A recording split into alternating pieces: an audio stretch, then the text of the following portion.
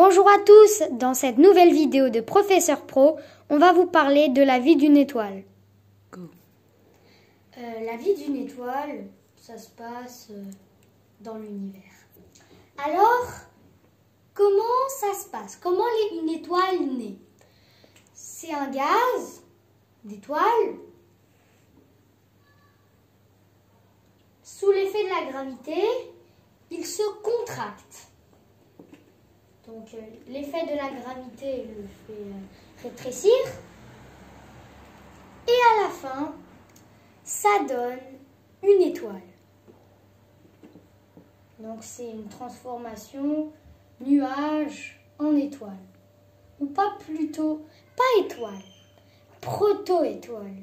Une proto-étoile, c'est avant une étoile. C'est-à-dire, quand il naît, ce n'est pas tout de suite une étoile. Pourquoi ? Je vous l'explique maintenant. L'étoile naît, mais, comme je vous le rappelle, la gravité le fait contracter sur elle-même.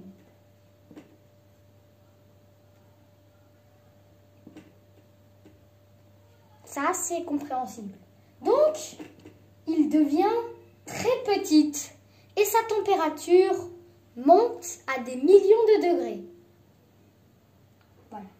Mais, à l'intérieur d'une étoile, il ne se passe pas rien.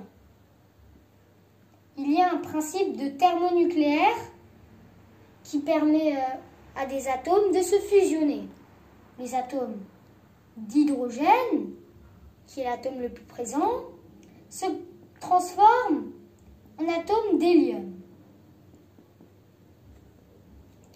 Ce nouvel atome, ce principe de thermonucléaire, il a pour effet de faire expandre l'étoile au point que sa température grossit. Mais la température baisse. Le volume agrandit, mais la température baisse, au contraire. Donc, on a une étoile. Pas tout de suite, hein.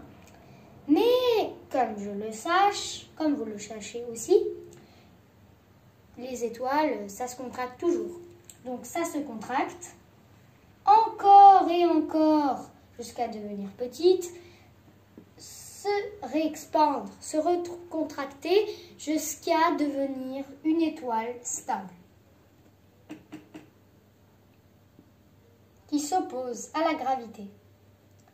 Mais pour votre info, pour le temps, pour que ça devienne une étoile stable, ça peut durer des millions ou même des milliards d'années.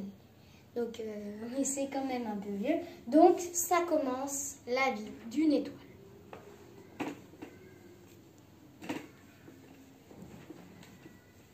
Donc, une étoile est née. Il se peut que cette étoile aura des planètes, des boules de poussière qui tournent autour de lui. Et ces boules de poussière s'agglomèrent pour donner des protoplanètes, aussi appelées planétésimaux. Après, ils continuent à passer le temps et deviennent une vraie planète. Donc, le Soleil, il est né il y a 5 milliards d'années, pour votre info. Voilà. Mais une étoile peut bien finir par mourir.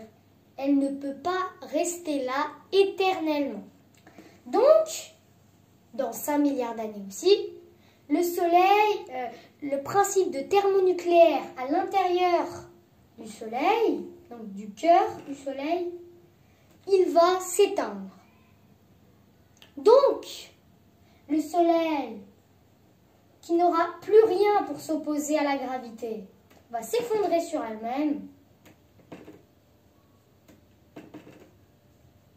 jusqu'à que son cœur reste. Et ce cœur, c'est ce qu'on appelle une naine blanche. Donc, notre Soleil va devenir une naine blanche. Très chaud, mais tout petit. Mais un autre Soleil, il peut soit devenir une naine blanche, soit une naine rouge. Ça, vous comprenez. Et la naine blanche, elle va rapidement refroidir pour donner une naine noire. Mais ça, on n'a jamais vu parce que les naines blanches, ça dure encore longtemps. Donc voilà. Il y a un deuxième scénario. Si l'étoile est 10 fois plus massive que le Soleil, le cœur s'effondre, si bien que les électrons présents dans les atomes sont obligés de fusionner avec les protons pour donner des neutrons. Et il y arrive un point où tous les neutrons sont collés les uns aux autres, stoppés net, le cœur ne peut plus s'opposer à la gravité, elle explose. C'est une supernova ou hypernova. Donc le cœur, il est composé de neutrons collés les uns aux autres. C'est ce qu'on appelle une étoile à neutrons. Et il se peut que cette étoile à neutrons tourne très vite sur elle-même pour donner des pulsars. D'accord? Mais il y a un autre scénario d'étoile à neutrons. Soit l'étoile à neutrons reste stable et devient un pulsar, soit il va encore se contracter pour devenir une toute petite étoile qu'on appelle une étoile quark, qui est composée de quarks étranges. L'un des quarks dans le modèle standard que nous allons parler dans une prochaine vidéo. Donc, une troisième... donc voilà, on a l'étoile, il reste le cœur. Donc une étoile à neutrons, une petite étoile composée de neutrons collés les uns aux autres, et de quelques protons et d'électrons libres. Donc voilà, on a une étoile à neutrons. Là, le troisième scénario est si l'étoile est 30 fois plus massive que le Soleil. Donc vraiment gros, hein. Donc le cœur, donc ça va se passer pareil. Hein. Le cœur, il s'épuise, il s'effondre sur elle-même, il explose, et cette fois, la vitesse d'échappement à ce petit astre est tellement la gravité y est infinie qu'il faut une vitesse supérieure à la lumière pour pouvoir s'y échapper. Mais comme pour l'instant on n'a pas trouvé d'objet allant plus vite que la lumière, on ne peut pas s'échapper à un trou noir. Mais il y a quelque chose, des choses quantiques, qui peuvent y aller. Mais on va parler ça prochainement. Donc le trou noir, qu'on appelle ainsi, puisque son horizon. Donc ce petit point ici, on l'appelle une singularité. L'horizon, toujours noir, s'appelle l'horizon des événements.